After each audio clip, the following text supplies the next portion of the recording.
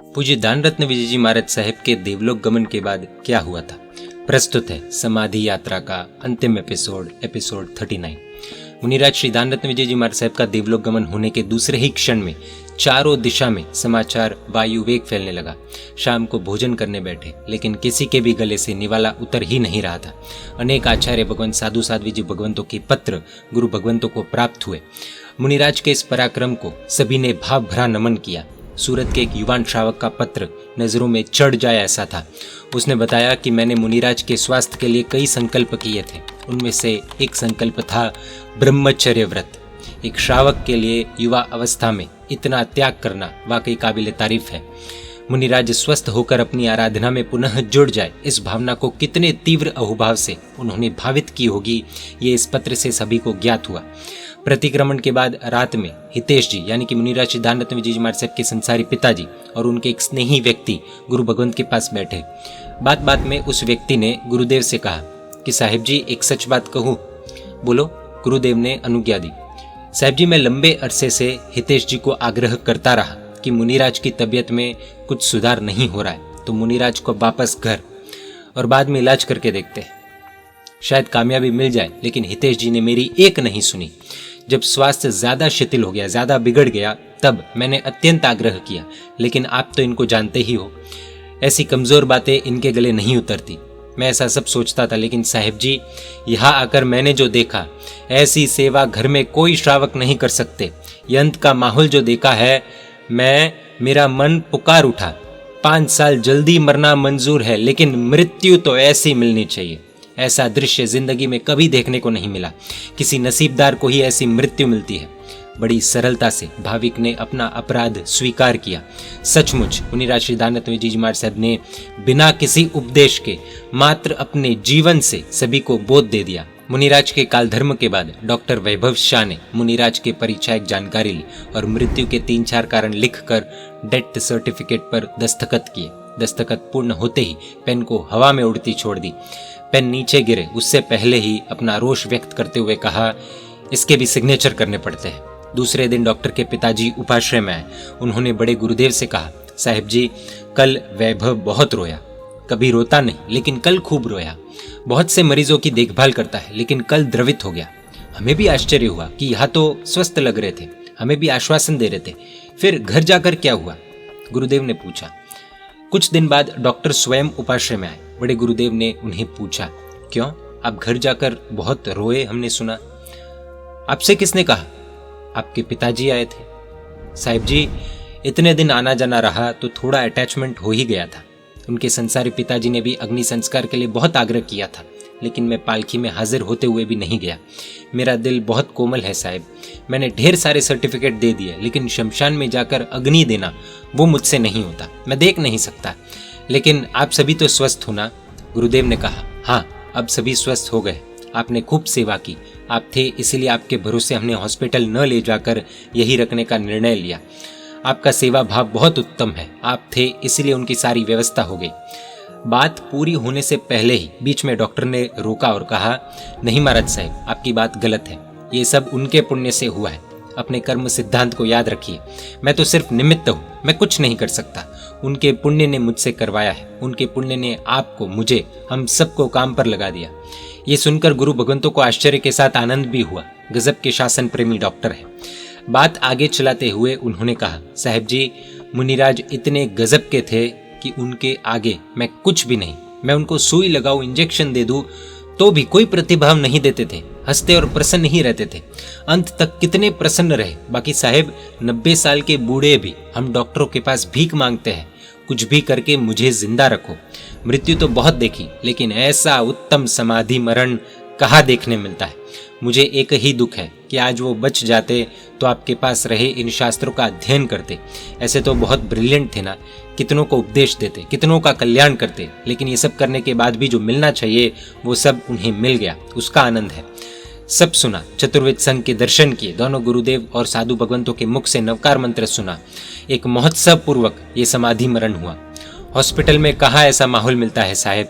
आपने सबसे श्रेष्ठ निर्णय लिया। साहेब जी मैं मेरे मन से पूछूं कि मुनिराज आप कहाँ हो, शाता में हो, तो उनका हंसता चेहरा मुझे कहता है देवलोक में हूँ, शाता में हूँ। साहब जी, मेरा मन तो ऐसा ही कहता है।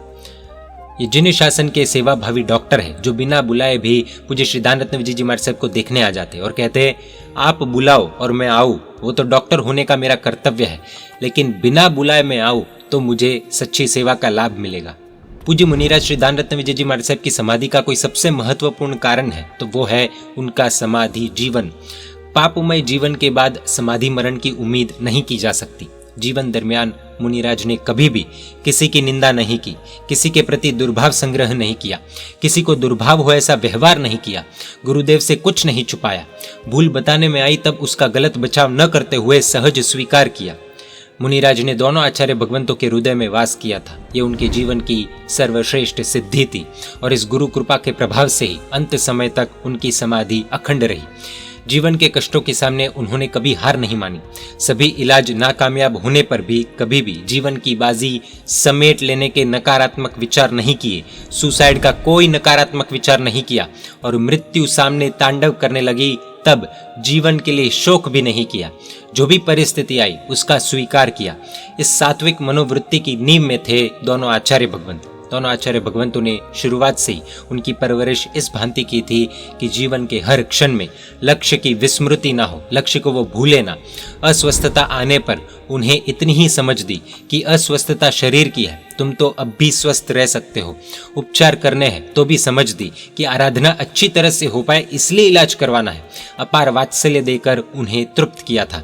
इसलिए तो मुनिराज कहते थे कि मेरी यह दशा हो गई तो भी मात्र मेरी समाधि ही नहीं, मैं भी जीवंत हूँ तो इन आचार्य भगवंतों की कृपा से। अंत समय तक समाधि के पूरे प्रयास करके सफलता प्राप्त की। एक आदर्श गुरु के सभी कर्तव्यों को निभाकर जिस भाव से दीक्षा दी थी वो भाव सफल हुआ है। वंदनार्थ आने वाले पूज्य साध्वी जी श्री रुजु रेखाश्री जी महाराज साहब के समक्ष मुनिराज के शब्द थे कि गुरुदेव सतत मेरी चिंता में होते हैं, तन्मय हो जाते हैं। 4 मम्मी के बराबर एक मम्मी है। गुरु महाराज मेरे साथ रहेंगे तो मुझे समाधि रहेगी ही। इस कृतज्ञता की अभिव्यक्ति के जवाब में गुरुदेव श्री यही कहते थे, ये सभी सेवा कर रहे हैं, बाकी मैं अकेला क्या कर सकता हूँ। और मुनिराज पूरे विश्वास के साथ बोल उठते, गुरु महाराज आप अकेले क्या नहीं कर सकते ये प्रश्न है। मुनि श्री हिरण्य रत्न विजय जी महाराज साहब ने 4 वर्ष तक मात्र सेवा नहीं लेकिन पूर्ण संवेदना के साथ सेवा की है। शायद मुनिराज को ठोकर लगी हो तो वेदना उनको हुई होगी। अखंड रीति से नित्य जाप के साथ उनकी सेवा की है। सेवा के साथ 3 आयम्बिल तथा 8 तपयुक्त जाप आदि मुनिराज के संकल्प से उन्होंने अनेक बार किए थे। मुनिराज श्री दान रत्न विजय जी महाराज साहब कहते थे कि मेरी ऐसी सेवा करते हैं कि मुझे झुकना भी नहीं पड़ता, माँ भी न कर सके ऐसी सेवा मेरी कर रहे हैं। मुनिश्री मौर्य रत्न विजय जी महाराज साहब ने अंतिम महीने में उत्तम सेवा की, अल्पकाल के लिए लेकिन सबसे महत्व की सेवा की। समाधि और भावनाएं करवाने की, उपदेश सुनाने की, कथाएं सुनाने की वगैरह सेवा के साथ अंतकाल में निर्यामणा के समय में बीच बीच में मार्मिक समझ देकर, सूचन करके एवं संवेदनाएं करवाकर मुनिराज की प्रसन्नता सुदृढ़ की थी। परम पूज्य पन्यास प्रवर श्री धर्म रत्न विजय जी महाराज साहब, मुनिश्री त्यागी रत्न विजय जी महाराज साहब, मुनिश्री कुंथु रत्न विजय जी महाराज साहब, मुनिश्री निरंजन रत्न विजय जी महाराज साहब, मुनिश्री बोधि रत्न विजय जी महाराज साहब, मुनिश्री लोभेश रत्न विजय जी महाराज साहब आदि इन सभी महात्माओं ने प्रत्यक्ष एवं परोक्ष रीति से मुनिराज के सेवा यज्ञ में आहुति दी है, जिसके कारण अंत समय की समाधि की चुनौती को जीतने में वे सफल हुए। पूज्य साध्वी जी भगवान श्री धर्मांशु रेखाश्री जी महाराज साहब ने इनके बारे में क्या कहा था, देखिए। दान रत्न विजय जी, इतना ही सुनते सभी की आंखें भर आई, सभी को प्रिय बने, ऐसा उनका व्यक्तित्व था। छोटे पर्याय में स्व पर समुदाय के सभी के हृदय में उच्च कोटि का स्थान प्राप्त किया। नादुरुस्त स्वास्थ्य होने पर भी कभी मुख पर ग्लानि न थी। प्रभुवीर ने बहुत उपसर्ग सहन किए, लेकिन मुनिराज ने जो सहन किया वो प्रभु से कम भी नहीं था। उन्हें देखकर धन्ना अणगार याद आ जाते हैं। पूज्य साध्वी जी भगवान श्री वर्धमान रेखाश्री जी महाराज साहब, पूज्य साध्वी जी भगवान श्री हितैषी रेखाश्री जी महाराज साहब ने इनके बारे में क्या कहा था, देखिए। पूज्य मुनिराज दान रत्न विजय जी महाराज साहब का जीवन चरित्र पढ़ते आज भी हृदय अहोभाव से और आंखें अश्रु से छलक उठती है। साहेब उन्हें प्रभु पूरी तरह से मिल गए थे। ये था समाधि यात्रा का अंतिम एपिसोड।